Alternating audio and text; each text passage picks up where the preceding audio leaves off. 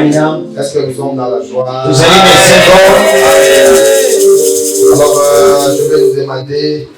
D'abord, je dis merci beaucoup au pasteur Caleb de nous avoir cédé sa chair sur la terre. Que nous partageons la parole de Dieu. Et je voudrais que nous ouvrions nos Bibles et nous sommes dans le livre des Nombres. Nous sommes dans le livre des Nombres. Nous allons lire dans 2 chapitres et nous commençons d'abord dans le 11e chapitre. Le 11e chapitre et puis nous allons lire dans le 14e chapitre. Alors dans le 11e chapitre, nous allons lire à partir du 4e verset jusqu'au 6e verset.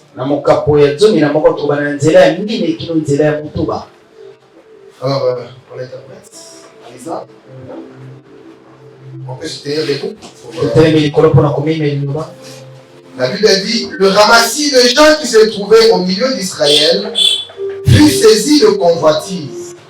Et même les enfants d'Israël recommencèrent à pleurer et dire, qui nous donnera de la viande à manger? Nous nous souvenons des poissons que nous mangeons en Égypte et qui ne nous coûtaient rien. Des concombres, des melons, des poireaux, des oignons et des ormes. Maintenant, notre âme est desséchée, plus rien.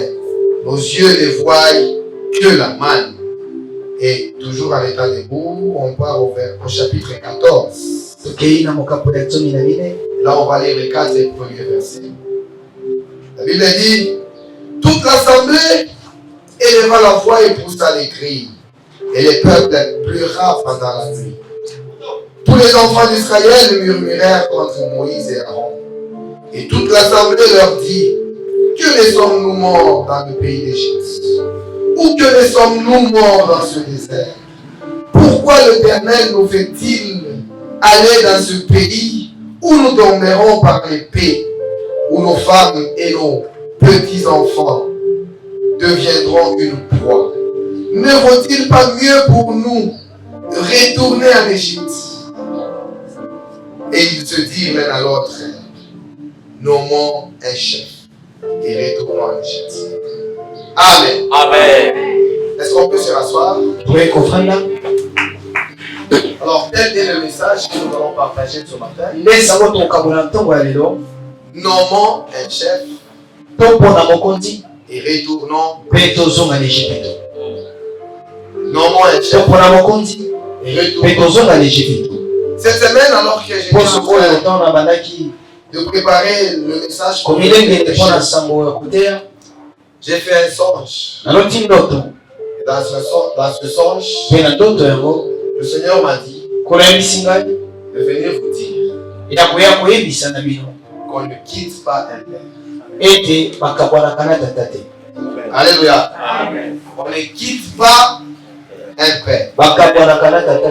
Je ne connais pas les situations que vous traversez.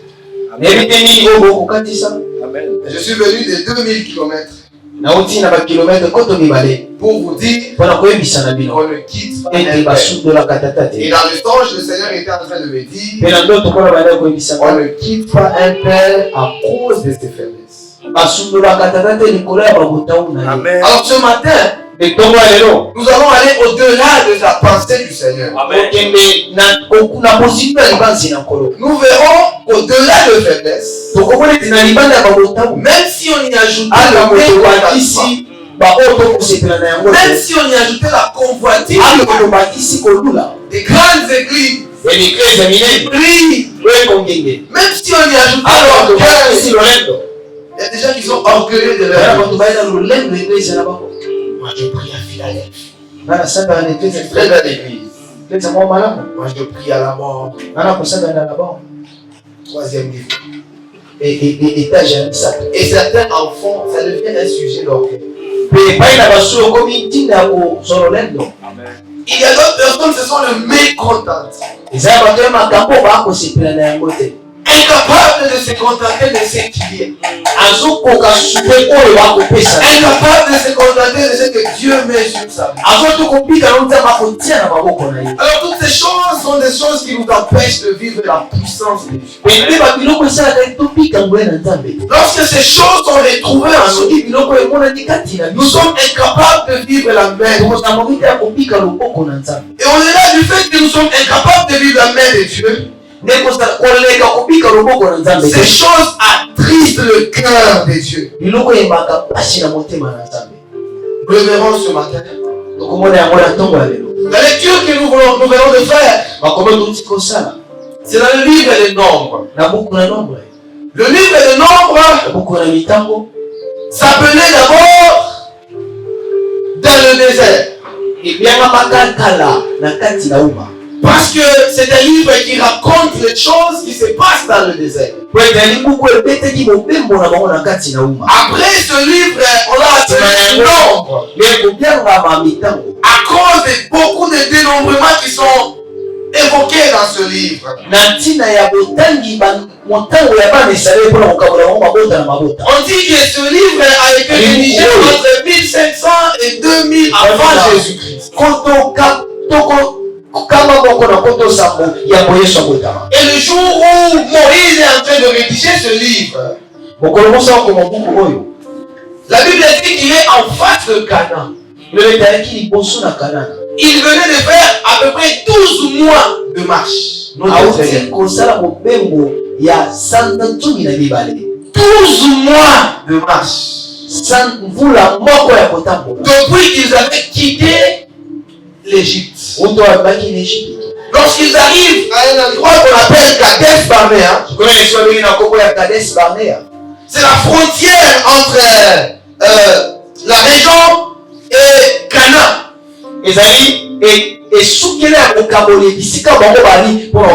Tout le peuple qui a quitté l'Égypte, après 12 mois, il devait entrer dans la terre promise. Alors, Moïse va envoyer les espions. C'est ici que Moïse a envoyé les espions. 12 mois, c'est moins d'une année après qu'ils aient quitté l'Égypte. Il dit que les espions sont partis. Ils sont partis espionner le pays. Et c'est au retour des espions que ces événements se passent. La Bible dit dans leur rapport, ils présentaient une possibilité totale d'entrer. Alors suite à cette impossibilité, alors merci beaucoup, parce que j'avais oublié mon carnet et qu'il vient d'arriver. Je pense que je vais encore être beaucoup plus précis. Est-ce qu'on peut acclamer le Seigneur? Je savais que d'une manière ou d'une autre, le message allait être le même. Amen. J'ai confiance en Dieu. Amen. Alors j'étais en train de dire que ces événements se sont passés dans la région qu'on appelle Kadesh Barnea. Et ces événements, c'est après que les espions soient rentrés du pays où ils étaient partis espionner, que Israël va commencer à murmurer. Après avoir écouté les espions, la Bible dit qu'Israël a commencé à murmurer. Les murmures ont commencé à germer dans le cœur. Pourquoi ne sommes-nous pas morts en Égypte? Pourquoi ne sommes-nous pas morts dans le désert? Et maintenant ici, nous allons mourir. Nous allons mourir ici. Et ces murmures constituent un soupir. Une volonté. La Bible dit que ces murmures ont atteint leur apogée jusqu'à devenir une décision. Ils se sont concertés entre eux. Et ils se sont dit, ce Moïse va faire tuer. Alors, On sait que nous pouvons faire aujourd'hui. Nous allons nommer un chef. Et nous allons retourner en Égypte. Et la Bible dit que cette décision était mal prise de la part du Seigneur. Il y a 3 éléments qui fait ressortir cette décision. Le premier élément, cette décision a profané le Seigneur. Le mot profane est un mot qui fait allusion à la criminalité. Dieu a vu cette décision comme quelque chose d'impur,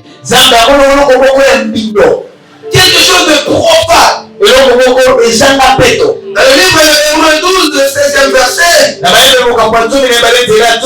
a un monsieur qui a appelé le profane parce qu'il n'a pas purifié le droit d'aînesse. Il n'a pas respecté ce qui est sacré. On parle d'Ésaü, le profane. Et dans Romains 9, le 13e verset,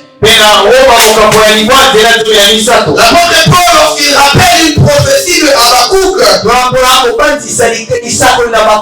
il dit qu'Israël se demande pourquoi est-ce que Dieu a haï Ésaü et qu'il a aimé Jacob. Mais il oublie qu'Ésaü a profané le Seigneur. Et donc la décision d'abandonner Dieu et de retourner en Égypte, au-delà d'être une profanation, c'était une décision dangereuse. Parce qu'elle remettait en cause la capacité de Dieu à le mener jusqu'à l'emploi. Deux fois nous passons à côté. Nous doutons des capacités. Dieu avait déjà frappé la Égypte. Ils ont compté 10 plaies. Dieu avait déjà déchiré la mer. Ils avaient déjà bu l'eau du rocher. Malgré toutes ces choses, ils ont décidé que c'était impossible à Dieu de le faire. Dans ce pays où il y avait des gens, cette décision, à part remettre Dieu en cause, c'était une expression du mépris. Lorsque Dieu les entend parler ainsi, Dieu se sent méprisé. Il dit, ce peuple, je l'ai pris de mes mains. Je les ai fait traverser dans le désert. À moins d'une année, ils sont sur le point d'hériter leur pays. Et ils me méprisent aujourd'hui. Le mot mépris, c'est un manque de confiance. Ils n'avaient pas de confiance en Dieu. Ils ont dédaigné la capacité de Dieu. Et dans le chapitre 14 de Nombre que nous avons lu, écoutez ce que le verset 23 et le verset 24 dit. Il dit, pourquoi l'Éternel nous fait-il aller dans ce pays où nos femmes et nos petits enfants deviendront une proie? Ne vaut-il pas mieux pour nous de retourner en Égypte? Et ils se dirent l'un à l'autre. Retournons en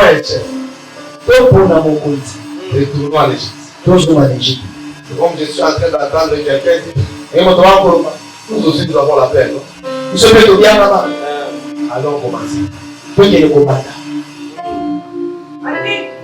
Alléluia. Une décision dangereuse. Amen. Quelles sont les raisons qui étaient à la base de ces murmures? Quatre raisons principales qui étaient à la base de ces murmures. La première raison, elle est dans Nombre 11, le verset 4. La Bible dit le ramassis de gens qui se trouvaient au milieu d'Israël fut saisi de convoitise. Et même les enfants d'Israël recommencèrent à pleurer. Et dire, qui nous donnera de la viande? Mais pourquoi ils ont demandé la viande? Parce qu'ils avaient mangé ça en Égypte. Ils étaient devenus nostalgiques. Il y a des gens qui sont nostalgiques à l'église. Il est à l'église, et subitement il commence à penser. Ah, Joséphine. Est-ce que je peux encore la rappeler? Qui me rappellera encore dans ces endroits-là où nous ne nous voyons pas? C'était vous savez, notre musique est différente. J'étais dans un pays où leur musique faisait pas.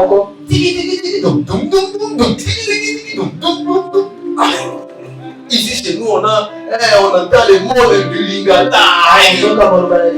Papa, quelque part là, dans un pays austral, la plupart de leur musique, il n'y a pas de paroles.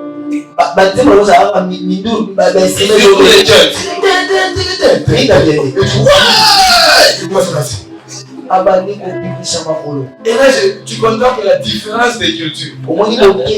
Et quelqu'un qui était habitué à ça, après 2 ans à l'église, il commence à penser à ces choses. C'est ce qui se passe ici. Écoutez le verset 5. Il dit, nous nous souvenons des poissons que nous mangeons en Égypte et qui nous coûtaient rien. Des concombres, des melons, des poireaux, des oignons et des hommes. Nous, deux fois, moi je bénis le Seigneur, je ne suis vraiment pas passé par certaines choses du monde. Et il y a beaucoup de choses que je ne connais pas. Donc c'est difficile pour moi d'y penser.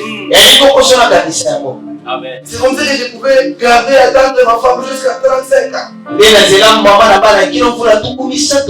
ceux qui étaient passés par le monde, le combat devient difficile. On ne vous trompe pas, donc il faut tout savoir. Et nous avons le témoignage de nos parents ici. Si j'avais connu Dieu à ton âge, parce qu'il a connu toutes ces choses, et il a vu que c'est une perte de temps, et ça devient un piège pour la foi. Vous ne savez plus avancer.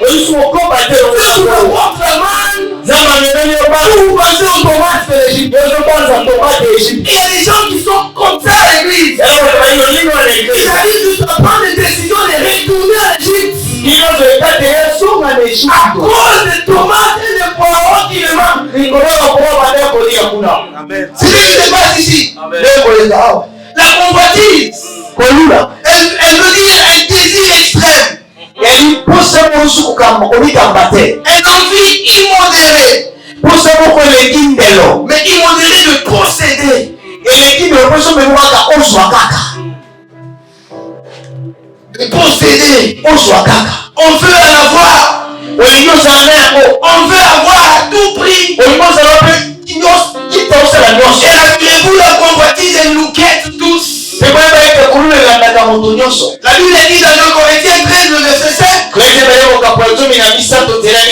Examinons-nous nous-mêmes. Que nous voyons si nous sommes réellement dans la foi. C'est quelque chose de maligne dans la vie des hommes de Dieu. Elle peut s'insinuer sans le savoir. Qu'il y ait des gens, des chrétiens qui convoitent à tout moment. Mais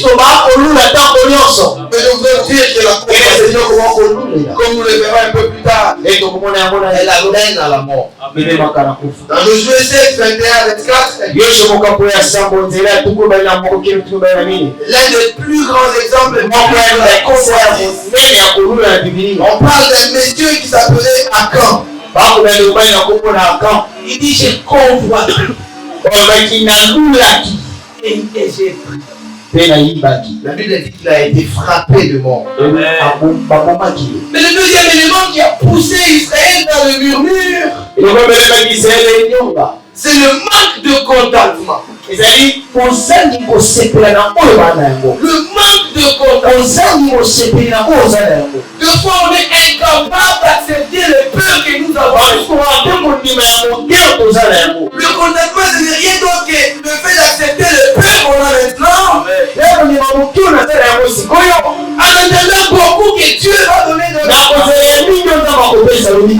Beaucoup de gens ont vu leur vie être remplie il y a deux choses qui sont à la source du contentement. C'est l'insatisfaction. Je voudrais dire deux choses à la source du manque de contentement. L'insatisfaction et le mécontentement. Il y a des gens qui ne sont jamais satisfaits de ce qu'ils font. C'est ce qui se passe ici. Toujours insatisfaits. On les appelle des éternels insatisfaits. Et dans cette catégorie des choses, on a des gens qui vivent au-dessus de leurs moyens. Des gens qui vivent au-delà de ce qu'ils possèdent.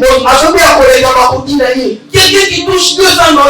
La femme touche $300. Mais il loue une maison de $300. On vous paie à la fin du mois $300. Mais vous devez tous payer au loyer. Mais c'est une maison de $100. Amen. C'est ça. Dans la Bible, dans le livre de 2 Rois 4, le premier verset, on parle d'un prophète. On dit que son mari craignait le Seigneur. Lorsque Abraham va réaliser, il dit, tu sais que mon mari craignait le Seigneur. Mais la Bible précise une chose. La Bible dit que cette femme vivait au-dessus de ce monde. Elle était emprisonnée. Enfermée dans une prison de dettes. Le jour où je me suis marié, le lendemain après le mariage, alors j'ai dit à ma femme, bon, j'ai un peu de dettes. Et quand on parle de peu de dettes, ça fait c'est $3,500. 3500.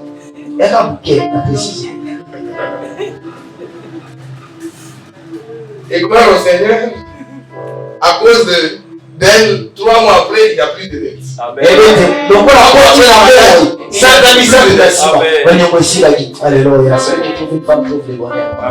Amen. Amen. Et vous pouvez croire que vous êtes normal, alors que vous êtes dans le manque de satisfaction, le manque de contentement. Il y a 3 conseils que je donne généralement en ce qui concerne le contentement. Le pasteur a dit s'il est possible. Mais moi je dis ne devez à personne. C'est le premier conseil. Faites un effort donné de voir à la parole. Dans le livre de Agé, le premier chapitre, la Bible dit celui qui a des dettes ne peut pas accumuler.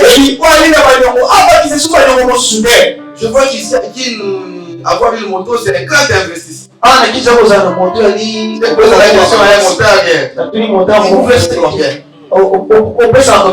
une semaine que nous sommes à Kin et le trajet que nous avons fait avec la moto, c'est plus que tout ce que nous avons fait depuis que nous sommes. Une semaine. À Lumbashi, il y a des motos. C'est difficile de prendre un trajet de plus de 3000 francs. C'est difficile. C'est aussi dû au fait que la ville n'est pas si grande. Et si peuplée, Parce que ici, Pete mingi. on s'était retrouvé dans un embouteillage des voitures, des motos et des hommes. Tulipoti na embouteillage. Au même endroit. Biso ba, biso nyonso. Amu pete biso Au embouteillage. même endroit. Biso nyonso. Tu vas mon peuple.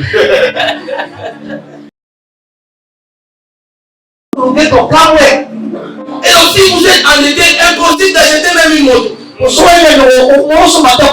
le monsieur dit qu'il verse entre 30 000 et 40 000 francs par jour. Et le moteur coûte combien? Le marché c'est 1000, 1100, 1200. Donc, vous pouvez garder l'argent. Acheter une moto. 40 000 francs chaque jour. Mais si vous êtes endetté, la Bible dit que vous ne pouvez pas accumuler. Et la Bible dit dans Habakkuk 2 aussi d'un verset. Il dit malheur à celui qui augmente ses dettes. Pourquoi vous savez les 3500 c'était comment? C'était pas 3500 au même endroit. Chemise à l'église on suit. Quel choix de la vie? Foufou. On paie ça. 1000 francs. Maintenant, quand on met ensemble comme ça, 2000, 3000, quand est-ce que vous allez accumuler? Et là, le problème qui nous pousse à vivre dans le manque de contentement, c'est le fait de se comparer aux autres. Nous sommes habitués à nous comparer aux autres. Nous voulons vivre comme la voisine. Nous voulons vivre comme les autres. Ce matin, je suis venu nous dire, bien aimé, acceptons les peurs que nous avons maintenant. Parce que Dieu nous donnera beaucoup de Israël n'a pas compris. C'était le moment de manger la manne. Le temps d'entrer en Canaan devait arriver. Où le miel et le lait allaient couler. Et ils n'ont pas regardé le lait. Et ça me pousse à parler du troisième élément. C'est l'impatience. Un autre élément qui nous pousse à murmurer devant Dieu. Je vais décider d'abandonner la foi pour retourner en Égypte. Parce qu'en Égypte, on a nos droits. Et tu sens qu'à l'église, ça traîne. L'Égypte, tu avais la possibilité d'avoir. Comme ça, nous allons voir après. Là, c'est une année. Vous allez voir maintenant comment Dieu va les faire. Il va les exterminer tous, un à un. Parce qu'ils étaient impatients. Il va déposer 2, le verset 16. Dieu avait besoin d'eux dans le désert. Tu avais besoin d'Israël dans le désert. Plus le midi, je l'attirerai dans le désert. Je parlerai à son cœur. Tu vas prendre à Israël cette foi. Dis-moi lorsque je vais partir au nord, j'appelle la voix du sud. Amen. Dieu m'avait promis une femme longtemps avant. Toutes les femmes que j'approchais dans ton bois, va bloquer le numéro là, 3 numéros, va bloquer le numéro à maman là, va bloquer le numéro à la. Parce que je les appelle à ce numéro là. Jusqu'à ce que je me suis fatigué. Alors je me suis plaint. Je me suis plaint devant le Seigneur. Chaîne de plainte, prière de plainte. Dieu m'a fait j'étais dans un bus. Je ne connais pas bien Kinshasa. Je connais Lubumbashi. La Ouachi c'est ici. Chez nous à la Katouma c'est ici. Alors moi je suis dans le bus avec un sac de farine. Je devais aller chez nous. Mais le chauffeur m'a donné à la Ouachi. Alors je me plaignais énormément. Je me suis plaint devant ce chauffeur. Jusqu'à ce qu'il arrive quelque part là la Ouachi. Il tourne. Et nous sommes derrière notre parcelle à la campagne. Le chauffeur me dit c'est moi qui connais les chefs. Et puis je me suis. Amen. Et beaucoup de gens veulent prendre leur place chez Dieu. Beaucoup de gens veulent diriger leur vie. Dieu dirigeait. Amen. Mais beaucoup de gens ne louent pas leur sagesse. Qu'est-ce que ça veut dire? Ça veut dire que tu lui laisses la conduite de ta vie. Et ça, Israël n'a pas compris. Israël n'a pas compris que notre Dieu est un Dieu des processus. C'est un Dieu des étapes. Chez nous, à l'église, à Lumbashi, il y a une grande église, l'église là-bas, la parole est éternelle. Un jour, je suis à Colosie, à l'hôtel, je croise la femme du pasteur qui est là. Elle m'a enseigné la théologie. Alors, elle m'a, en parlant, elle a ouvert une brèche. Elle m'a dit, beaucoup de gens, nous avons une église de peut-être 5 000, 10 000 membres. Nous avons des difficultés à connaître les brebis.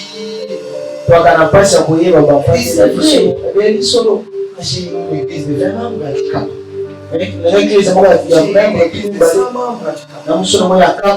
J'ai traversé des moments difficiles. J'avais une petite maisonnette tout enfermée avec le clou. Au milieu d'une souffrance terrible. Et dans cette souffrance, je cherchais mes enfants. J'ai fait 4 fausses couches dans cette souffrance. Elle le disait en souriant. Quelle souffrance. Et aujourd'hui, les gens nous envient. Il ne m'encourageait pas, c'est lui avait expliqué ma situation difficile. Alors, me fortifier, il me raconte. Je vis dans une maison où la porte est en vitre. Les gens ne savent pas. Dieu est comme ça. C'est un Dieu des états. Amen. Tu ne comprends pas ça, tu n'arrives pas là où il faut. Et si tu ne comprends pas, tu tombes dans le 4e élément. C'est l'incrédulité. À l'église, nous devenons de plus en plus incrédules. Incrédules parce que nous sommes remplis de convoitises. Incrédules parce que nous manquons le contentement. Incrédules parce que nous manquons l'impatience. Et à cause de ces choses, nous sommes privés de la gloire du Seigneur. Amen. Écoutez ce qu'il a dit ici dans Nombre 14 au 11e verset. L'Éternel dit à Moïse, jusqu'à quand ce peuple me méprisera-t-il? Jusqu'à quand ne croira-t-il pas en moi? Malgré tous les prodiges que j'ai faits au milieu de ces choses, bien-aimées, la convoitise dont je parlais, le manque de contentement, l'impatience ainsi que l'incrédulité sont la base de beaucoup de choses que nous vivons. Sont la base de beaucoup de fois où nous avons attristé Dieu. Et je voudrais vous dire une autre chose. C'est que ces choses mettent Dieu dans une position où il est obligé d'agir. Jetons un coup d'œil rapidement sur les mesures que Dieu a prises par rapport à Israël avant de finir avec quelques commentaires. La Bible dit dans Nombre 11 au 33e verset. Elle dit comme la chair était encore entre les dents. Ils ont demandé, n'est-ce pas, ils ont demandé les tomates. Comme certains parmi nous.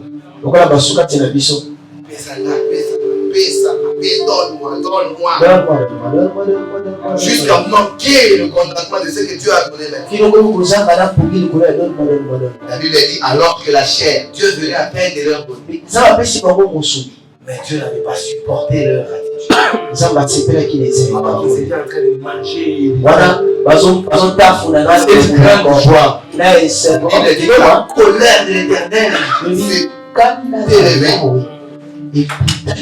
C'est enflammé contre ceux qui étaient pris de convoitise. Et l'Éternel les frappa d'une plaie.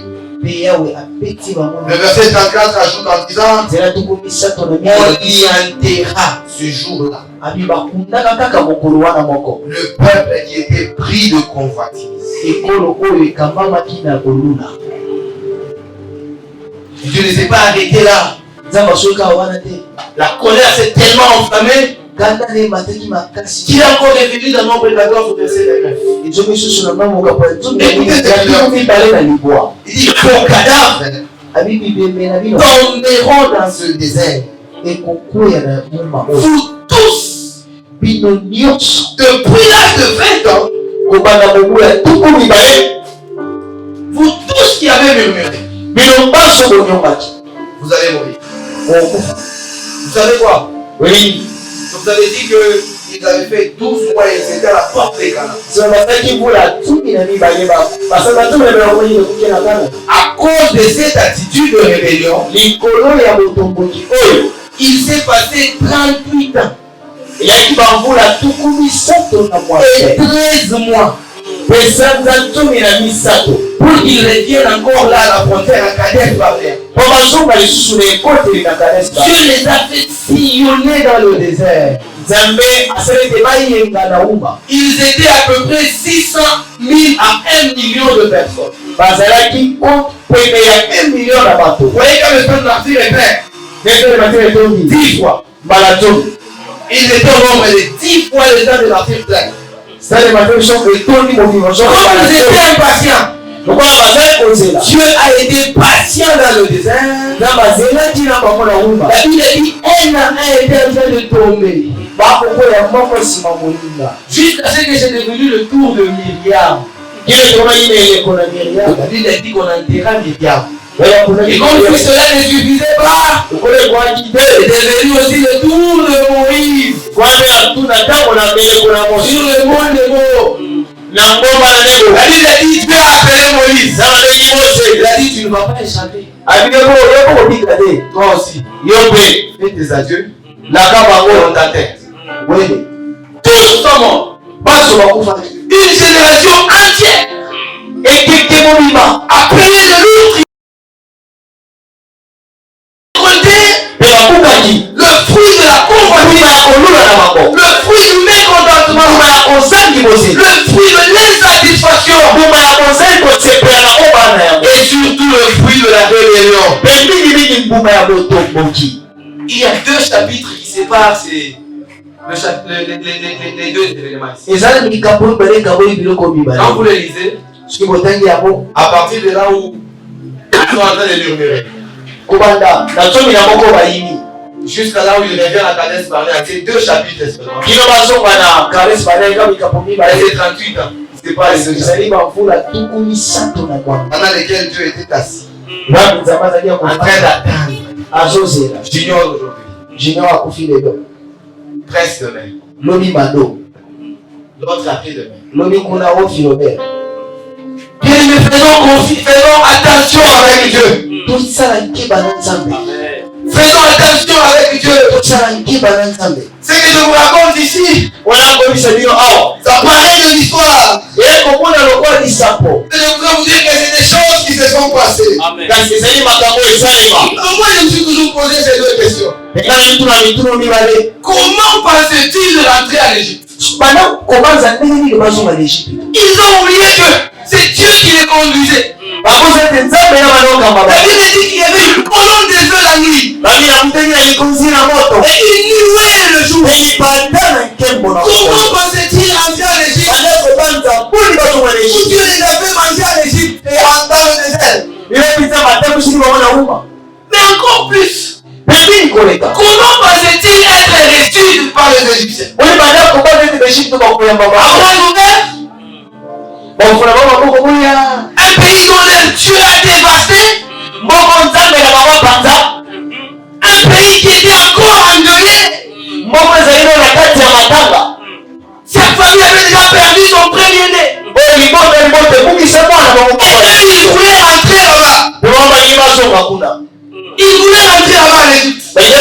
Égypte. Et dans le livre d'Exode 12, le verset 35 à 36, donc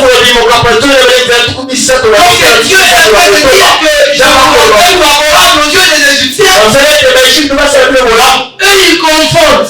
Ils savent que si les Égyptiens étaient favorables envers eux, c'est parce qu'ils étaient épris par la panique de ce que leur Dieu avait fait. Ils étaient terrorisés. Il dit pour bien comprendre, c'est l'image des voleurs, des brigands qui entrent dans votre maison à une heure. Donc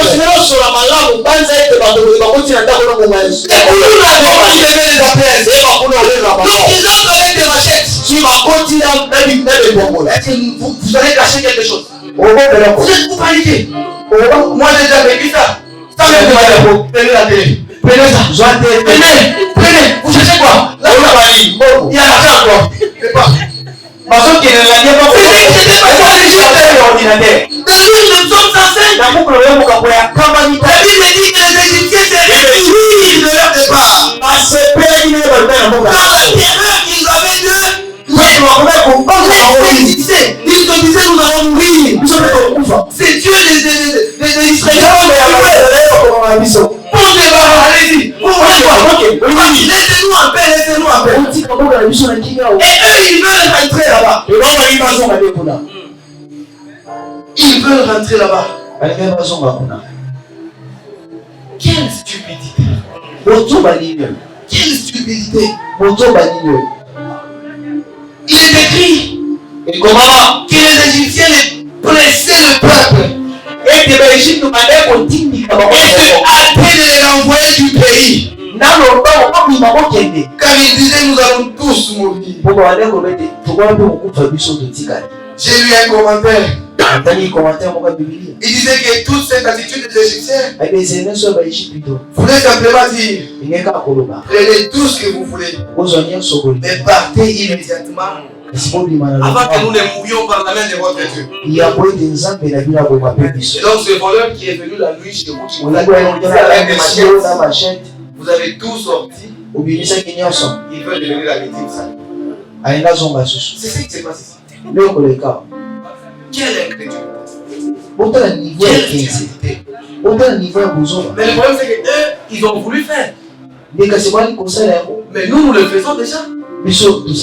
Combien d'entre nous nous retournons dans le monde? Combien d'entre nous nous retournons? Tu es déjà des gars là-bas. Nous sommes dans la place prédicateur. Dans le noir là-bas, dans une boîte de nuit. Avec ma femme m'a dit tu peux laisser là-bas et tu viens faire des problèmes ici, on ne saura pas. Mon père qui a grandi ici, il m'a dit mais à qui? Les gens qui habitent Malouette, ils se marient peut-être à Tchangou là-bas. Et d'ailleurs, nous voyons ça. À Lumbashi, chaque fois, il faut avoir des gars. Quand tu te lèves le matin à qui, il y a quelque chose qui s'est passé. Il y a toujours quelque chose qui se passe à Chine. Toujours. Même aujourd'hui, ce matin, tellement que la vie est grande, les gens peuvent faire. Il y a quelqu'un qui est pasteur, comme j'ai écouté. Le pasteur d'Allo, il donnait un exemple. Un pasteur, quelque part, il parle au coin là. Il demande deux primes. Et il a tellement dit, pasteur, on dit deux. Et le pasteur a dit, elle est partie, elle est retournée.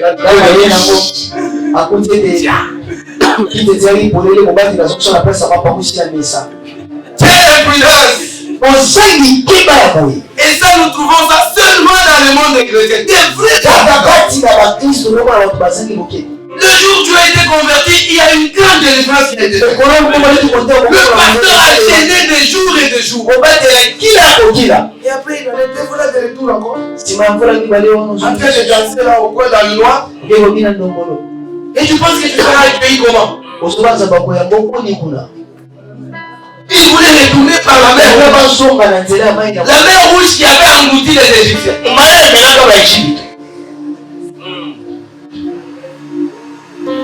Quelle stupidité! Et leur attitude ici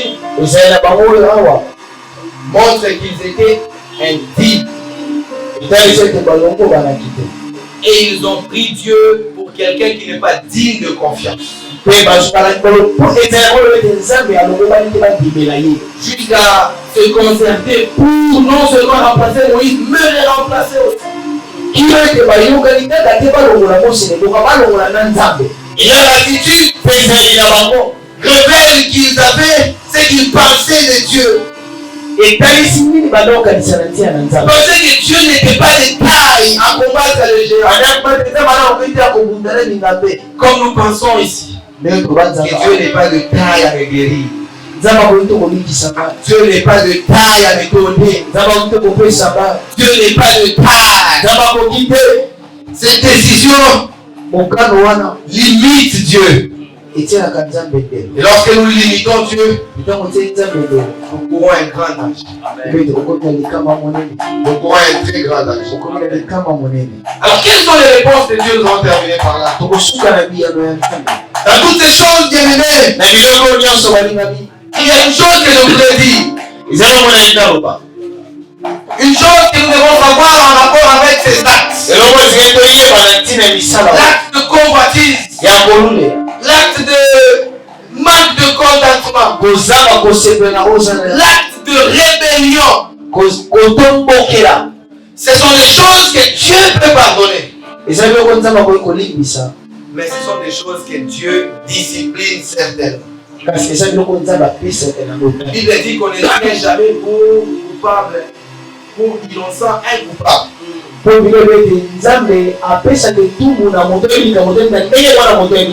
Par la suite, bien-aimé, Dieu les a montré que c'est une chose amère d'abandonner Dieu. Une chose à laquelle nous ne devrions jamais. Mais encore plus jamais de les limiter. J'ai lu l'histoire d'un pasteur américain. 10 ans de prison. À cause détournement et fraude fiscale. Alors en prison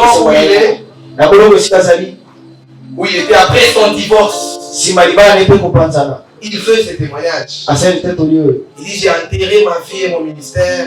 Le jour où je suis parti quelque part dans une ville de Lyon à prêcher. J'ai vu une jolie dame à qui j'ai demandé la main.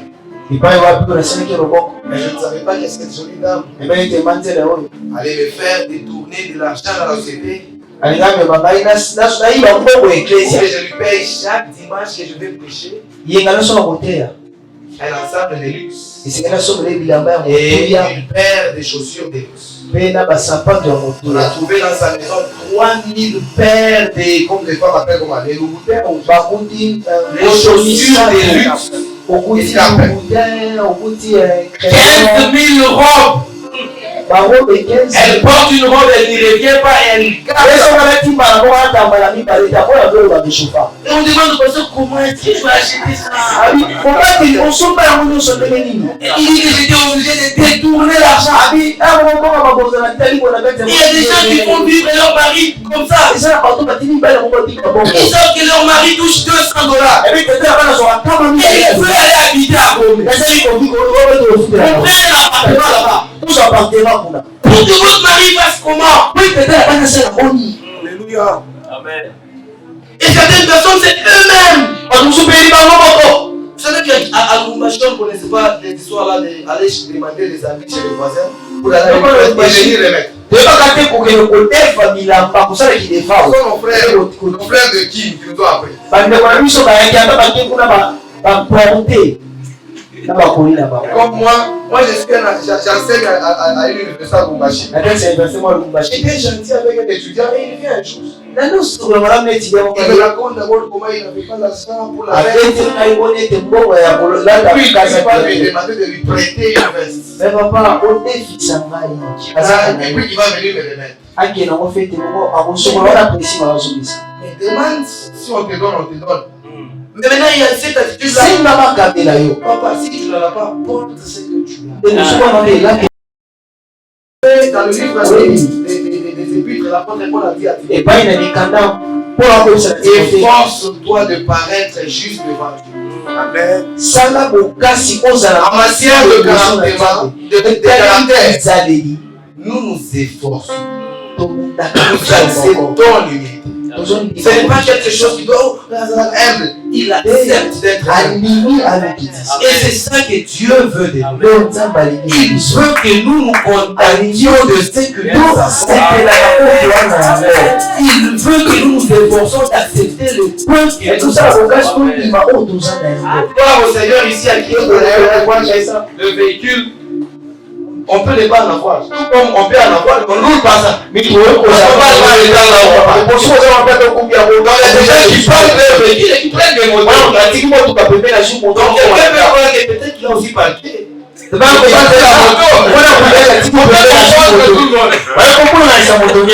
voyez, ce n'est pas le cas. Il n'y a pas trop de gens, il n'y a pas trop de comme ici. Donc tu peux te promener.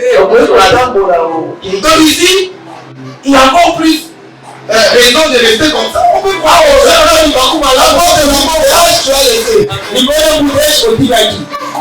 et je disais que le chapitre 19 et le chapitre 20 du livre des Nombres couvre plus de 38 Christ. ezipi bamvula Donc quand vous lisez Nombre 19 otangi ndombo mokapo et Nombre 20, petukumi bali il s'est passé 38 ans. bamvula tukumi Et les commentateurs bibliques qualifient ces années de sombre. elaki bamvula ya molili Les années de ténèbres. bamvula ya molili Parce que durant ces deux chapitres, po ete na mokapo mibale entre 600 000 et 1 million de personnes étaient en train de mourir. bato pene ya 600 000 Dieu était en train de frapper. nzambe akobeta Frapper parce qu'ils étaient po ete ils avaient convoité. bandolaki Parce qu'ils ont manqué le contact. po bazalaki kosepela nzambe alaki Ils kosala étaient insatisfaits. mitema na bango ezalaki esengo Ils étaient incrédules. bangi na kenze Et ils se sont retrouvés dans une situation où ils veulent retourner dans le monde. mpe batombokelaki nzambe bazonga na bango na moki Kibala Eumeli Nazonga. Et il y a un verset avec lequel je termine. ena verese mwana osisa na yango L'apôtre Paul, lorsqu'il est venu aux Corinthiens, ntango akomeli bakorinthe après avoir fait tout ce speech que je viens de faire ici, nsima ya kosala nyonso nauti koloba il leur écrit dans le livre de 1 Corinthiens 10, akomeli bango na mokanda ya bakorinthe mokambo ya zomi au 6e verset. nzela ya motoba Écoutez ce qu'il dit. biloko alobi Il dit, ces choses ayi biloko oyo sont arrivées pour nous servir d'exemple, ekomaka po ete biso toyekola afin que nous n'ayons pas de mauvais désirs comme ils en ont eu dans le désert. po tozala baposa ya mabe te ndenge bazalaki nango Et na au kati verset ya luma 10, il ajoute en disant, mpe nzela ya zomi alabiti ne murmurez point, boyimaka yimaka comme murmurèrent quelques-uns d'eux dans le ndenge désert. basusu na bango bayimaka kati na luma Et Dieu les a exterminés. mpe nzambe alobaki bango Et pour terminer, mpe mpona kosika verset 11 dit, nzela ya zomi na bango elobi non seulement que ces choses leur sont arrivées, kaka te biloko ekomelaka bango mais elles ont été écrites kasi ekomamaka pour notre inscription. po ete biso Est-ce que quelqu'un a écouté la parole de Dieu? afwani balazaki na ntongo ya Chers amis de Seigneur, alors que nous allons prier, allons prier et recommander cette parole qui est entrée dans ton cœur. okobulisa eloko ekoti na motema na yo Prie pour que le Seigneur me fasse grâce. odeke nzambe asala nkolo Ces choses, je te dis qu'elles sont subtiles. lokola nzambe okoki emonanaka na mpwasa boye te Vous pouvez être dans ces choses sans le savoir. okoki kozala na kati yango mpo ete ozala kati na yango Vous pouvez vivre ces choses okoki kobika biloko oyo tout en ne sachant pas.